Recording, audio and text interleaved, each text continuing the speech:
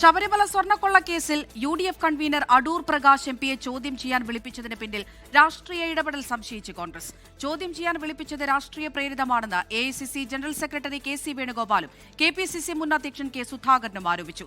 ഹൈക്കോടതി മേൽനോട്ടത്തിൽ നന്നായി അന്വേഷണം നടക്കുന്നതുകൊണ്ടാണ് അടൂർ പ്രകാശിനെ ചോദ്യം ചെയ്യാൻ വിളിപ്പിച്ചത് എന്നാണ് CPIM സംസ്ഥാന സെക്രട്ടറി MV ഗോവിന്ദന്റെ പ്രതിരോധം.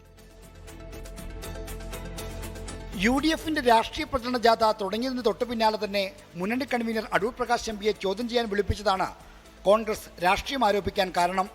ഉണ്ണികൃഷ്ണൻ പോറ്റിയുമായി നിൽക്കുന്ന ചിത്രമല്ലാതെ സ്വർണ്ണക്കൊള്ളയുമായി അടൂർ പ്രകാശിനെ ബന്ധപ്പെടുത്തുന്ന ഒന്നുമില്ലാതിരിക്കെ ചോദ്യം ചെയ്യാൻ വിളിപ്പിച്ചതിന് പിന്നിൽ രാഷ്ട്രീയ ഇടപെടലാണെന്ന് ഉറപ്പിക്കുകയാണ് കോൺഗ്രസ്. UDFനെ ഇതിനകത്ത് കെട്ടിവെക്കാൻ ശ്രമിച്ചാൽ അത് വീണ്ടും അവർ വഷളാവത്തേ ഉള്ളൂ.